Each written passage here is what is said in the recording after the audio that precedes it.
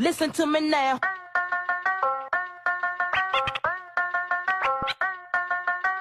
Listen to me now.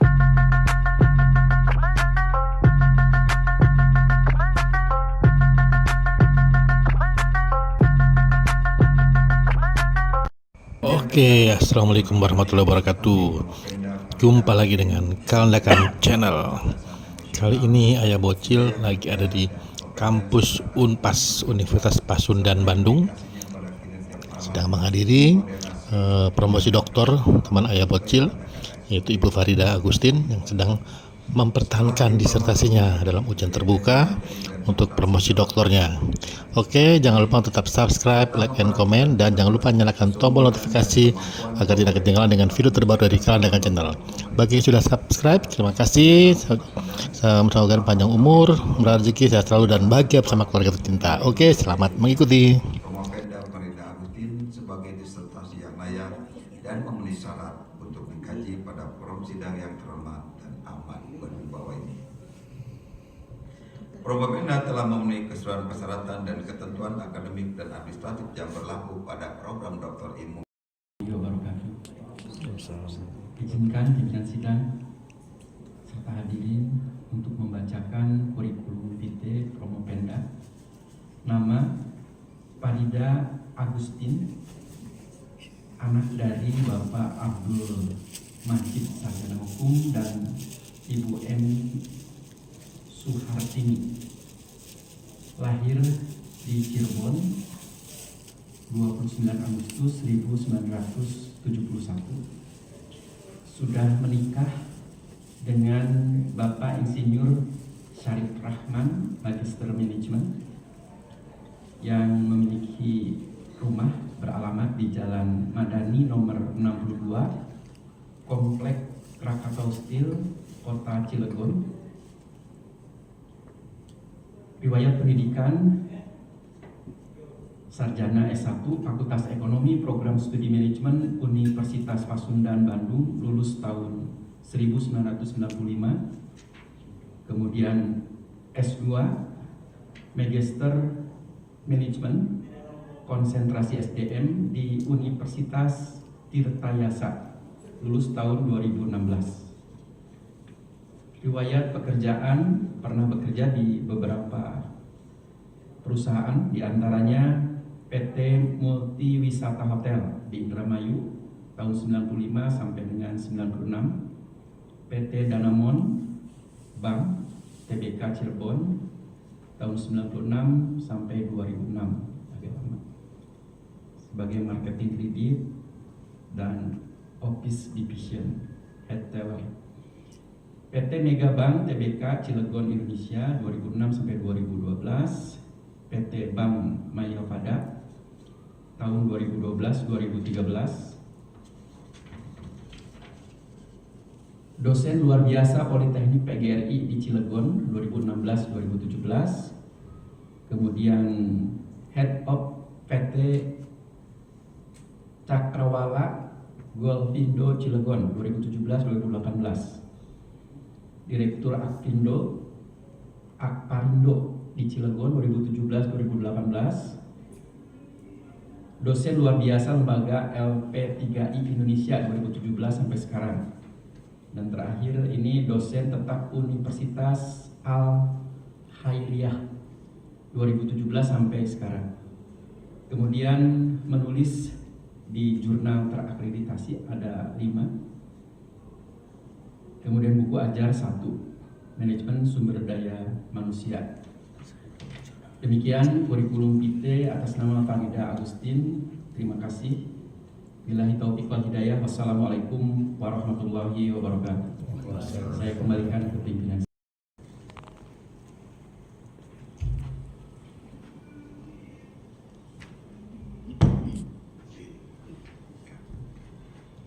Saudara diberikan toleransi 10 menit untuk menyampaikan, memaparkan hasil kajian ujian disertasinya. Untuk itu sekarang dipersilakan.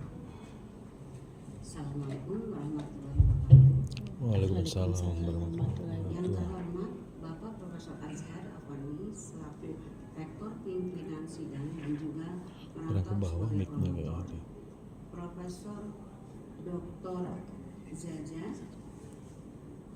sebagai Prodi Pascasarjana, Profesor Dr. Bambang Heru selaku Direktur Fakultas Pascasarjana Universitas Undan, Dr. Heru Setiawan SEMM sebagai promotor, dan kepada tim penelaah yaitu Bapak Profesor Dr. Sidik Piadana, Profesor Dr. Dedi Hadian, dan Dr. Heri Erlangga. Sebelumnya saya memperkenalkan diri.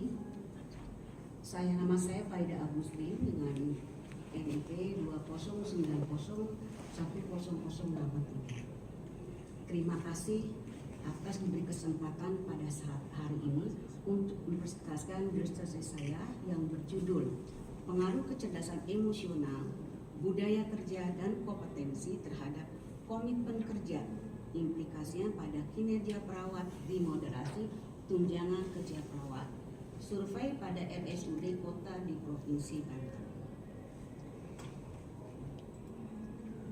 Berdasarkan latar belakang, identifikasi masalah, dan batasan masalah, maka peneliti menetapkan rumusan masalah sebagai berikut. Yang pertama, bagaimana kecerdasan emosional, budaya kerja dan kompetensi perawat RSUD Kota di Provinsi Banten. Yang kedua, bagaimana komitmen kerja perawat RSUD Kota di Provinsi Banten. Yang ketiga, bagaimana kinerja perawat RSUD Kota di Provinsi Banten. 5. Seberapa besar pengaruh kecerdasan emosional, budaya kerja, dan kompetensi secara simultan terhadap komitmen kerja perawat RSUD Kota di Provinsi Banten. Adapun rumusan masalah 6 sampai dengan 10 bisa dilihat di slide ini.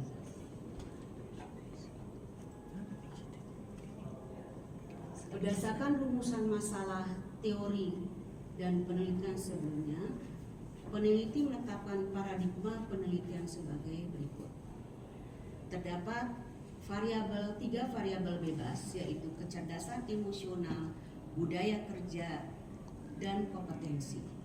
Ketiga variabel bebas ini mempengaruhi komitmen kerja sebagai variabel moderatif, dan komitmen kerja mempengaruhi kinerja yang dimoderasi oleh tunjangan kerja. Metodologi penelitian. Waktu penelitian 6 bulan, dimulai dari bulan Mei 2003 berakhir bulan Oktober 2003. Tempat penelitian 4 RSUD di kota di Provinsi Banten.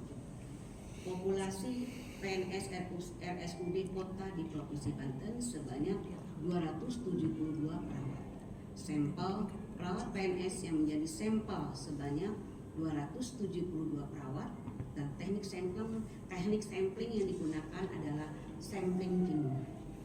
Analisis data yang digunakan adalah analisis deskriptif dan analisis verifikatif. Sedangkan analisis statistik yaitu analisis struktur education modeling atau SEM dengan result 8,7.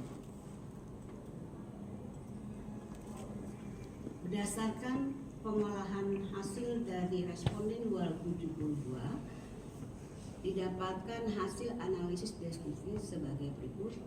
Kecerdasan emosional berada kategori cukup baik menuju baik. Budaya kerja masuk kategori cukup baik menuju baik. Kompetensi masuk kategori cukup baik. Komitmen kerja masuk pada kategori cukup baik menuju baik. Tunjangan kerja masuk pada kategori cukup baik. Kinerja masuk pada kategori cukup baik menuju baik. Berdasarkan hasil analisis SEM didapatkan struktur persamaan 1 yaitu Y1 sama dengan 0,279 X1 tambah 0,36 X2 ditambah 0,350 X3, standar error 0,279 R square 0,721. persamaan struktur 2 yaitu Z sama dengan 0,902 Y1, standar error 0,1886 dan R square 0,814. Struktur persamaan ketiga yaitu Z sama dengan 0,31 Y2 Y1 ditambah 0,103 Y2 ditambah 0,225 Y1 Y2, standar error 0,122 R square 0,878. Berdasarkan hasil perhitungan SEM didapatkan pengaruh langsung dan tidak langsung kecerdasan emosional terhadap komitmen, budaya kerja, dan kompetensi terhadap komitmen. Kecerdasan emosional mempunyai total pengaruh baik pengaruh langsung maupun tidak langsung sebesar 19,7. X2 budaya kerja mendapatkan nilai total pengaruh langsung maupun tidak langsung 26,9. X3 mendapatkan total pengaruh langsung maupun tidak langsung sebesar 25,5. Dan total secara keseluruhan X1, X2, dan X3 langsung dan tidak langsung sebesar 72,1. Yang kedua adalah Y1 terhadap Z. Total pengaruhnya tanpa moderasi total pengaruhnya sebesar 81,4%. Y1, Y2 terhadap Z dengan moderasi 10,2%. Berdasarkan analisis verifikatif dan pembahasan, didapatkan kesimpulan sebagai berikut. 1. Kondisi kecerdasan emosional, budaya kerja, dan kompetensi perawat di RSUD Kota di Provinsi Banten berada pada kategori cukup baik menuju baik. Kondisi komitmen kerja perawat di RSUD Kota di Provinsi Banten berada pada kategori cukup baik menuju baik. Kondisi tunjangan kerja perawat di RSUD Kota di Provinsi Banten berada pada kategori cukup baik. Kondisi kinerja perawat di RSUD Kota di Provinsi Banten berada pada kategori cukup baik menuju baik. Yang kelima, pengaruh kecerdasan emosional, budaya kerja, dan kompetensi secara simultan terhadap komitmen kerja perawat RSUD Kota Provinsi adalah 72,1% dan tidak ada yang dominan. Kesimpulan dari 6 sampai 10 slide ini. Demikian presentasi saya. Terima kasih. Assalamualaikum warahmatullahi wabarakatuh. Baik. Bidang sidang. Promo Pemda, selamat ya atas ujian terbukanya. Terima kasih. Saya dibatasi untuk bertanya satu pertanyaan. Insya Allah jawabannya gamblang ya, jelas. Untuk mengangkat variabel sebagai judul dari disertasi ini tentunya harus didasarkan pada argumentasi yang logis sesuai dengan fenomena secara faktual di lapangan. Saya ingin mendengar Prof. Pemda mengangkat judul pengaruh kecerdasan emosional, budaya kerja, dan kompetensi terhadap komitmen kerja serta implikasinya pada kinerja perawat yang dimoderasi tunjangan kerja perawat pada RSUD di Provinsi Banten. Silakan dijawab. Izin menjawab, Dok. Alasan saya mengambil judul pengaruh kecerdasan emosional, budaya kerja, kompetensi terhadap komitmen yang implikasinya terhadap kinerja yang dimoderasi oleh tunjangan kerja merupakan topik yang sangat relevan khususnya dengan dunia kesehatan, di mana perawat merupakan mempunyai peran untuk melayani perawatan terhadap pasien secara langsung, sehingga kecerdasan emosional di sini yang paling penting agar bisa perawat itu merawat dengan baik, memberikan pelayanan ke pasien sehingga pasien itu puas dengan pelayanan yang diberikan oleh perawat. Budaya kerja merupakan faktor yang paling penting pada pelaksanaan pelayanan perawat terhadap pasien, di mana budaya kerja yang baik akan membawa atau memberikan dampak pada perawat yang akan memberikan pola asuhan yang benar terhadap pasien. Yang ketiga adalah kompetensi. Kompetensi ini sangat penting dalam tugas atau peran perawat dalam merawat pasiennya, karena dengan kompetensi yang memadai, perawat dapat memberikan pelayanan yang maksimal, yang cepat dan efektif sehingga pasien itu puas dengan apa yang diberikan oleh perawat tersebut. Ketiga, komitmen. Di dalam pekerjaan perawat itu komitmen sangat penting, karena dengan komitmen perawat akan bekerja dengan sungguh-sungguh, mempunyai loyalitas dan memberikan perawat yang maksimal dalam memberikan perawatan kepada pasien. Yang ketiga adalah tunjangan kerja. Tunjangan kerja adalah hal yang sering menjadi suatu perdebatan atau suatu unsur untuk memotivasi pekerja. Tunjangan kerja itu sangat penting terhadap perawat, karena perawat mempunyai peran yang sebagai ujung tombak dalam pelayanan terhadap pasien. Tunjangan kerja diberikan ke perawat agar memotivasi perawat bekerja lebih baik. Sedangkan kinerja adalah hal-hal yang tadi disebutkan, bagaimana supaya dapat meningkatkan kinerja dari perawat tersebut sehingga dapat terlaksana dengan baik. Sekian Dok, jawaban saya. Terima kasih. Ya, cukup. Saya kembalikan ke pimpinan sidang. Nah, terima kasih. Dilanjutkan kepada Profesor Dr. H. Teja Suteja, SMSI. Terima kasih pimpinan sidang. Mohon yang berbahagia Bu Farida Agustin, selamat atas promosi doktornya pada hari ini. Saya sudah membaca hasil risetnya. Demikian sekiranya ada beberapa hal yang perlu dikonfirmasikan oleh Pemda. Kalau lihat dari tabel 432, ya, hasil dari riset Ibu menunjukkan bahwa variabel kecerdasan emosional itu paling rendah. Yang paling tinggi adalah budaya kerja. Tapi prakteknya sekarang muncul banyak kasus di dunia kesehatan. Yang terbaru adalah masalah penjadwalan tiket dokter koas, bully yang terjadi di salah satu perguruan tinggi negeri di Jawa Tengah.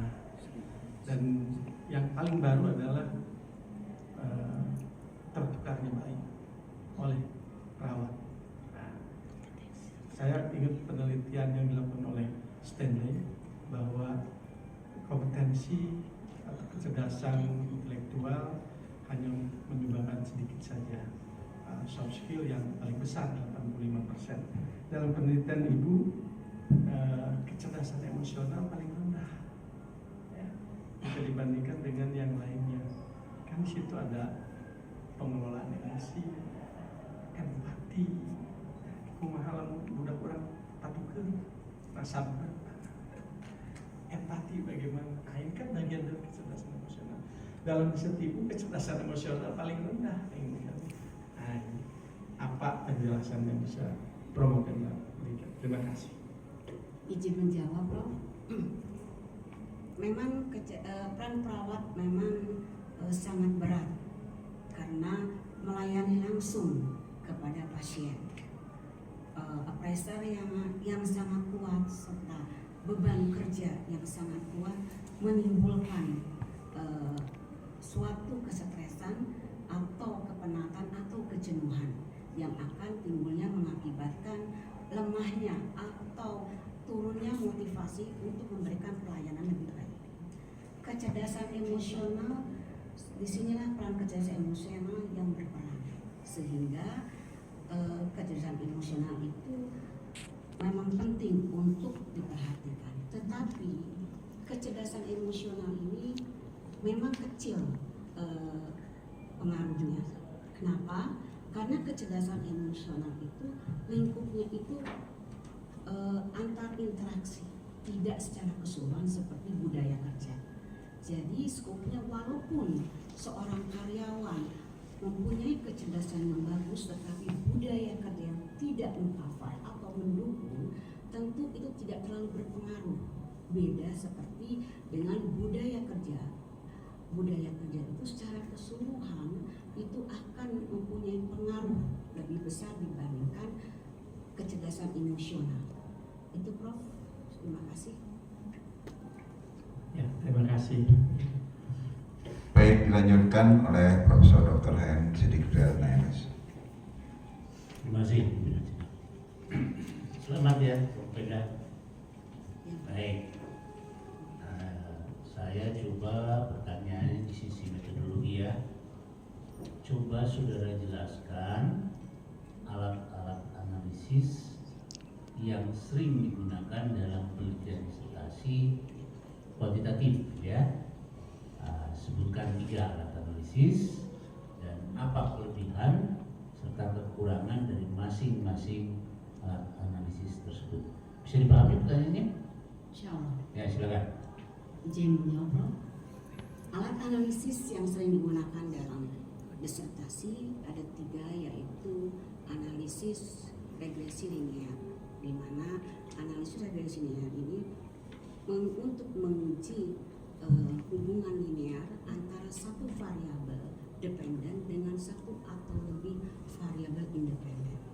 Kelebihannya mudah digunakan dan dapat memberikan gambaran dengan jelas. Kekurangannya dia hanya bisa memodelkan linear, tidak bisa memodelkan model yang kompleks. Yang kedua, analisis jalur adalah analisis yang memodelkan hubungan sebab akibat antar satu atau beberapa variabel.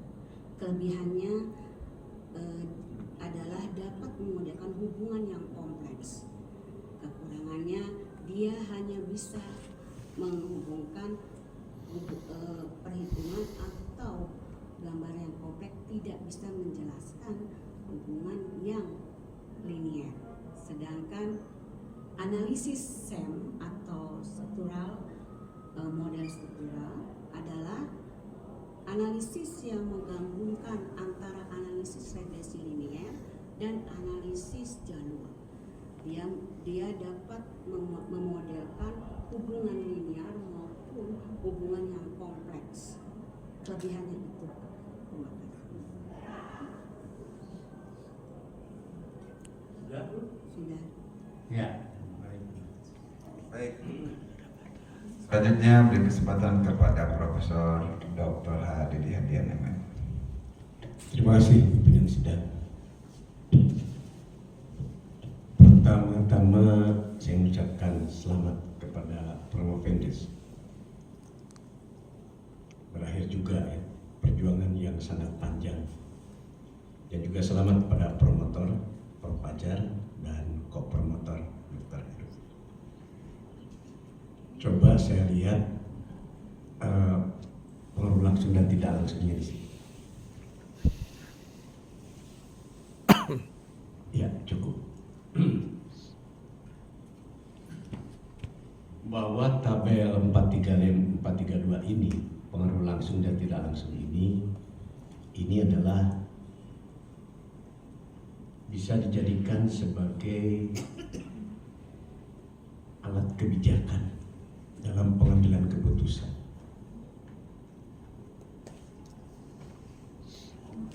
Saudara bisa gambarkan seandainya saudara diminta menjadi konsultan pada rumah sakit tersebut, mana yang akan didorong dari ketiga variabel ini untuk mendrive komitmen. Apakah X1, X2, atau X3? Dan berikanlah argumentasi saudara. Saya persilakan. Izin menjawab, Prof. Seandainya saya sebagai konsultan dalam rumah sakit, saya untuk meningkatkan motivasi kerja, saya akan menaikkan dalam X2, yaitu budaya kerja, seperti terlihat dalam jumlahnya sebesar 26,9, nilai yang lebih besar dibandingkan X1 dan X3.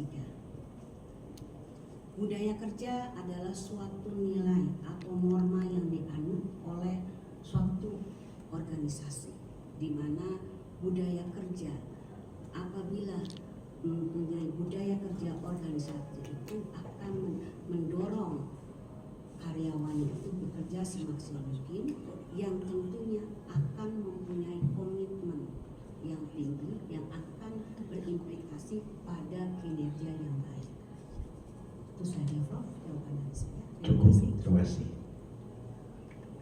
Baik, selanjutnya Pak Dr. Heri Erlangga SSMPD, silakan. Baik, terima kasih pimpinan sidang. Selamat ya Ibu Promopenda.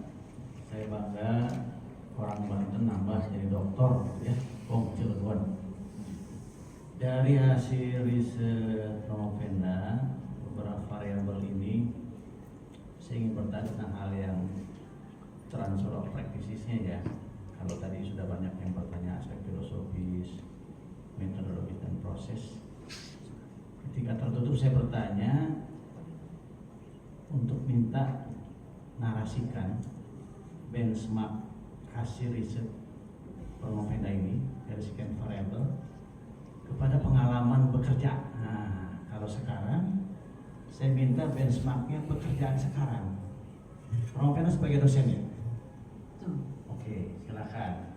Nanti kalau sudah di benchmark begitu dengan variabel yang diteliti, itu organisasi yang sekarang bekerja itu sakit atau sehat begitu. Karena ini kan rumah sakit urusan perawat ya. Jadi harus ada judgementnya sehat atau sakit. Enggak, silakan. Izin menjawab, Dok. Pengalaman saya sebagai dosen yang dikaitkan dengan perawat, memang dua-duanya adalah mempunyai peran yang berinteraksi dengan manusia. Tentunya dengan berinteraksi, kecerdasan emosional yang sangat berperan, di mana dengan kecerdasan emosional dapat dipahami apa menjadi keinginan baik dari pasien maupun dari mahasiswa. Begitu juga dengan budaya kerja. Apabila kecerdasan emosional yang baik, tentu akan membentuk budaya kerja yang baik. Dan budaya kerja yang baik tentu akan mempunyai komitmen atau yang mempunyai loyalitas yang tinggi yang akan implikasi secara langsung berimbas kepada kinerja yang lebih baik. Mungkin itu saja, Dok. Ya, top. Terima kasih pimpinan sidang.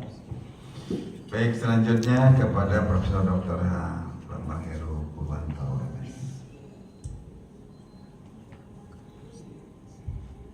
Terima kasih pimpinan sidang. Ibu Farida Agustin. Alhamdulillah ya sudah buka teman ya. Ada satu pertanyaan. Prof Caca apa ya? Ya. 2 dan 7 dalil kan ya.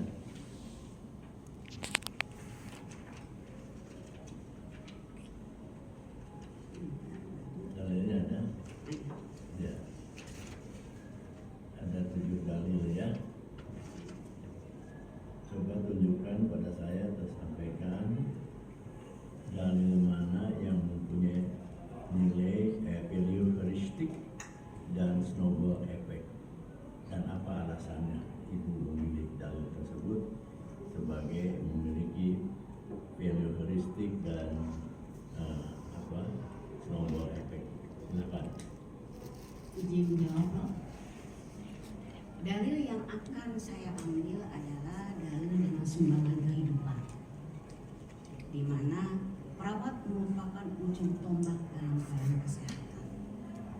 mereka tidak hanya berperan untuk memberikan pelayanan secara langsung pada pasien, tetapi mereka juga mempunyai atau memberikan edukasi yang mengenai kesehatan yang akan membuat masyarakat atau pasien menjadi lebih baik. Hal inilah yang merupakan salah satu peran penting bagi perawat untuk memberikan kenyamanan atau memberikan rasa nyaman, rasa puas pasien, sehingga pasien dengan sendirinya dia termotivasi untuk lebih cepat sembuh. Itu saja Prof, jawaban dari saya. Yang stick value. Stick value-nya untuk mencapai itu tentunya kompetensi yang harus selalu ditingkatkan. Dengan kompetensi yang baik, tentunya perawat dapat memberikan perawatan yang efektif dan benar dan memberikan pola asuhan ke pasien yang sangat baik. Baik, cukup. Terima kasih. Baik, sebelum mengakhiri sidang ini, saya sebagai ketua tim motor satu pertanyaan saja ya. Saudara sudah membuat model paradigma 3 variabel independen, 1 variabel intervening, 1 moderating, dan 1 yang terikat. Cuman pertanyaannya mudah. Apa argumen saudara menempatkan komitmen di intervening? Kenapa tidak kompetensi? Kenapa tidak budaya? Ya, argumentasinya apa? Apakah benar model itu sudah terapkan itu benar bahwa itu berfungsinya sebagai intervening? Silakan. Izin menjawab, kenapa intervening adalah variabel komitmen? Karena dengan komitmen yang baik, tentunya ini secara langsung akan menaikkan atau meningkatkan kinerja dari suatu organisasi. Karena kenapa dengan komitmen, tentu karyawan atau perawat akan bekerja dengan baik dan mempunyai rasa loyalitas yang tinggi. Mereka merasa memiliki untuk memajukan atau memberikan pelayanan atau jasa yang terbaik bagi pasiennya. Itu saja Prof. Terima kasih. Baik, pertanyaan saya mengakhiri sesi pengujian. Untuk memberikan kesempatan kepada meneruskan yudisium, maka sesi sidang saya skor kurang lebih 5 menit.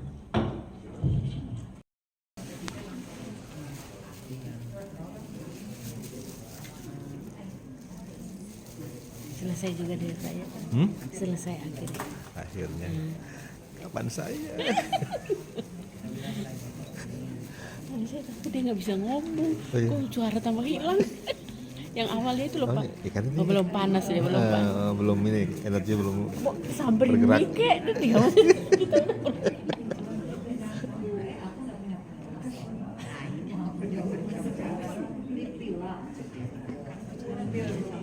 Acara ujian promosi doktor, mahasiswa program doktor ilmu manajemen masa sarjana Universitas Pasundan. Pada hari ini, Rabu tanggal 18 bulan Desember tahun 2024, pukul 9:15 waktu Indonesia Barat, telah dilaksanakan sidang terbuka ujian promosi doktor mahasiswa program doktor ilmu manajemen masa sarjana Pasundan tahun akademik 2024-2025 dengan profil rendah sebagai berikut. Nama Farida Agustin, NPM 209010063, konsentrasi manajemen sumber daya manusia, tempat ujian Jalan Sumatera nomor 41 Bandung, Gedung Pasar Sarjana Universitas Pasundan. Berdasarkan hasil sidang tersebut, yang bersangkutan dinyatakan lulus dengan nilai IPK 354 dengan yudisium sangat memuaskan. Mantap. Dengan demikian, Farida Agustin sudah berhak menyandang gelar doktor di depan namanya. Doktor Farida Agustin ini adalah lulusan ke-500 di pas 500. Ingatnya enak. Ilmu manajemen Unpas. Tim dosen penguji Profesor Dr. Haji Al-Fandi.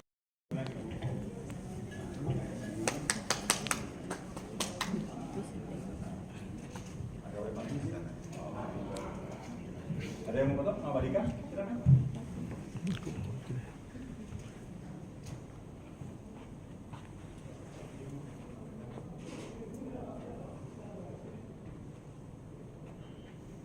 Ya, udah cukup. Ya Bu, di bawah. Keluarga.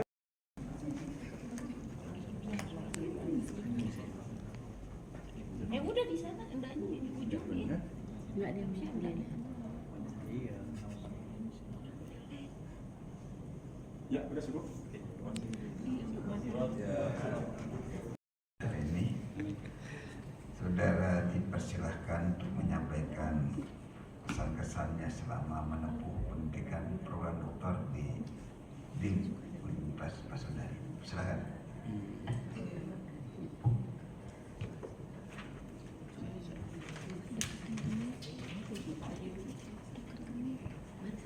Assalamualaikum warahmatullahi wabarakatuh. Waalaikumsalam warahmatullahi wabarakatuh.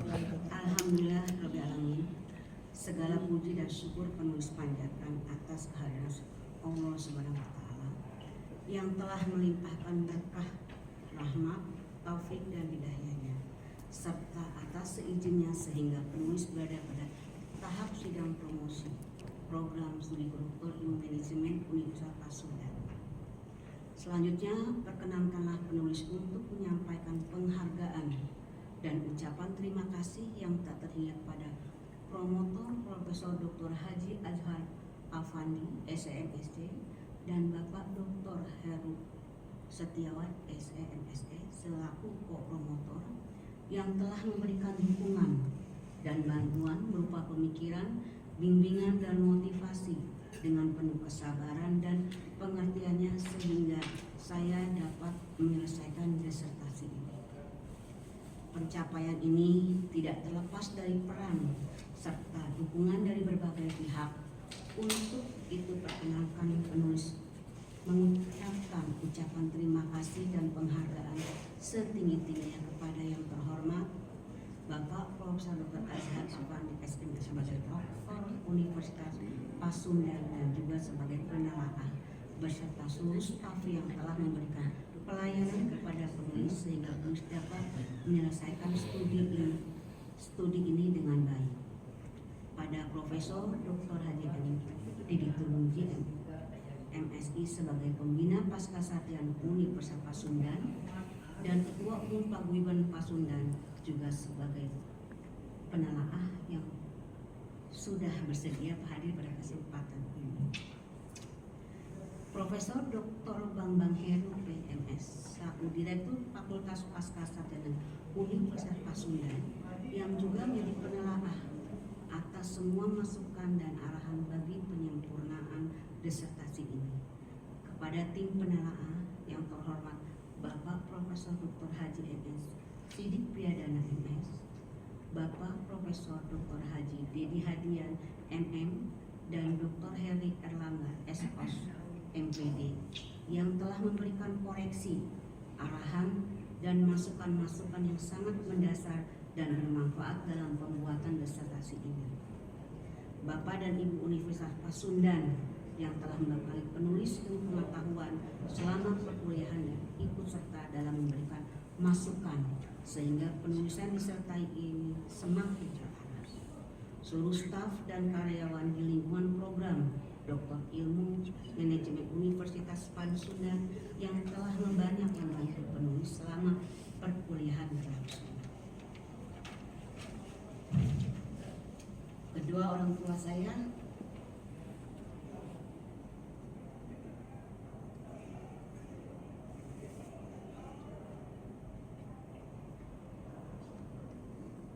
almarhum Haji Abdul Majid dan Henry Emiswatini, terima kasih atas setiap detik perhatian yang sudah diberikan. doa yang tak pernah putus, dan kecintaan saya paling utama yang saya dapatkan dari ibu dan bapak saya. Kalian adalah inspirasi dan kekuatan untuk bertahan sampai sejauh ini. Tanpa kalian, saya tidak akan pernah menjadi seperti ini.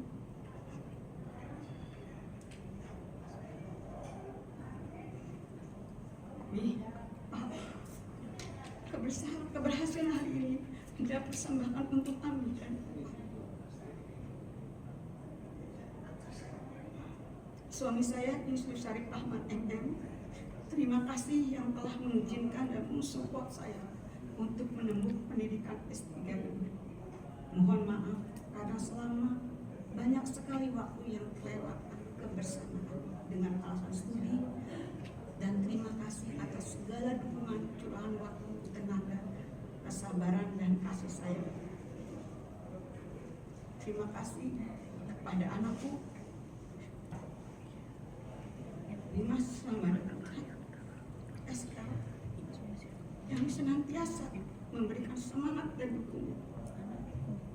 Maafkan anak-anak apabila sering mengabaikan karena alasan studi dan kerja.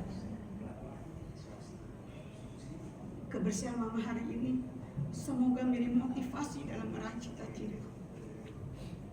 Kakak dan adik-adik saya, terima kasih telah memberikan semangat dan doa-doa. Terima kasih kepada Dr. Andrian Pramana SMM dan Dr. Agustina SSIMM yang tak henti-hentinya selalu bersemangat dan sudah membantu di masa-masa yang berat ini.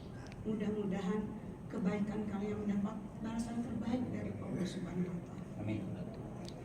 Kepada Yeni Nudian SE, Dimas Soleh SE, Sri Indrasi SE, Dr. Tris Budiarti Isnasi, Laila Mahmuda SEMM, terima kasih atas bantuan dan kebersamaannya selama ini. Saya sangat bersyukur memilih sahabat yang seperti kalian. Semoga kekompakan di antara kita tetap terjaga. Rekan-rekan seperjuangan pada program Dr. Unil Sudan Angkatan 24 dan pihak-pihak lain yang sudah banyak membantu penulis selama proses pembuatan disertasi ini dari awal hingga akhir, dan para pihak yang tidak dapat disebutkan satu. Akhir kata, semoga disertasi ini bermanfaat bagi kita semua dan sahabat-sahabat mahasiswa yang membaca disertasi. Assalamualaikum